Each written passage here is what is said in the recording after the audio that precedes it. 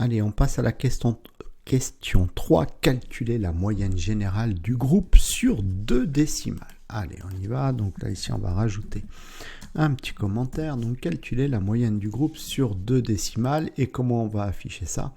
Moyenne générale du groupe, voilà, 12, ça doit faire 12,20. Ok, donc on va copier ça. Allez, c'est parti. Je vais le mettre ici, histoire de l'avoir sous les yeux. Bon.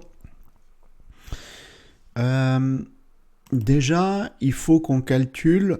alors, je vais enlever ça. Voilà. Déjà, il faut qu'on calcule la somme, d'accord, qu'on a dans le tableau. Ok. Ah, il y a un petit piège, mais bon. On va faire une variable $somme et on va lui dire... Donc, on a une fonction qui s'appelle EureSum. Donc ça retourne la somme des valeurs numériques qu'il y a, d'accord, du tableau étudiant. Ok, donc là on va prendre ça et puis on va voir. Après, qu'est-ce qu'on a besoin? En fait, c'est quoi? C'est le calcul, hein, pour avoir la moyenne. C'est on additionne toutes les notes et on le divise par le nombre total de notes. Voilà. Et là, on a la moyenne. Donc, pour avoir le nombre total de notes, donc le nombre total de valeurs qu'il y a dans le tableau, il faut qu'on les compte. Donc là, ici, on va dire nombre, par exemple. Voilà. Comment on fait pour les compter? Eh ben, on a la fonction count. Compte le tableau, ce que contient le tableau étudiant. Donc là, normalement, il nous en retourne 5. 1, 2, 3, 4, 5. Voilà. Et puis après, pour calculer la moyenne, la moyenne, tout simplement, ça sera la somme divisée par le nombre. Ok. Ça, on affiche la moyenne. Et du coup, une fois qu'on a ça, on a juste à faire un écho et on va écrire moyenne générale du groupe, 2 points. Moyenne générale du groupe, 2 points, $moyenne. Alors, normalement, je peux le mettre là, ça devrait marcher. Alors, qu'est-ce qui se passe si on fait ça? Hop, CTRL S, c'est bon? Normalement. Bon, j'affiche moyenne générale du groupe, 0. Donc là, il y a un problème. Mais je le connais, le problème. Parce qu'il y a une difficulté.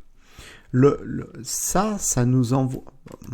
EureSum, ça nous envoie les valeurs qu'on a en numérique, en float, dans un tableau. Mais le problème, c'est qu'on est sous un tableau d'un tableau. Donc du coup, ça veut dire qu'il faut qu'on puisse accéder. Là, on ne peut pas accéder à la note directement. Donc pour pouvoir accéder à la note, il va falloir qu'on aille chercher une petite fonction qui s'appelle EureColumn. Donc là, ici, on va aller chercher EureColumn. Donc cette fonction, elle va prendre pour paramètre le nom du tableau qu'on veut, où on va aller chercher la colonne, d'accord? Et le deuxième paramètre, c'est le nom de la colonne.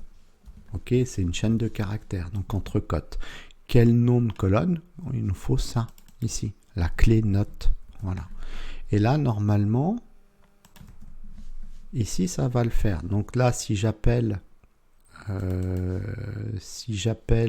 somme, hop, je fais CTRL S, on va afficher, la somme, c'est 61. Donc ça a marché. Là, il a additionné 15 plus 9 plus 12 plus... voilà, ça fait 61. Ok, ça, le nombre, c'est bon. Là, normalement, compter, il compte le nombre d'éléments qu'il y a dans le tableau, c'est 5. Donc, il va nous faire 61 divisé par 5. Il va nous faire une moyenne. Alors, attention, on a demandé un résultat sur 2 chiffres après la virgule. Donc là, je ne suis pas sûr que ça fasse 2 chiffres après la virgule. Ça fait 12,2. Et nous, on voudrait 12,20. C'est pas très compliqué. À ce moment-là, ce qu'on va faire, c'est qu'on va redéfinir la variable moyenne et on va lui dire number format. Voilà, et on va formater le résultat. Donc de la variable moyenne et on a dit on veut un résultat sur 2 chiffres après la virgule. Voilà, tout simplement. Il n'y a rien de bien compliqué là-dessus. On va mettre les signes égales l'un en dessous de l'autre. On va actualiser. Normalement, voilà, on obtient bien le résultat escompté.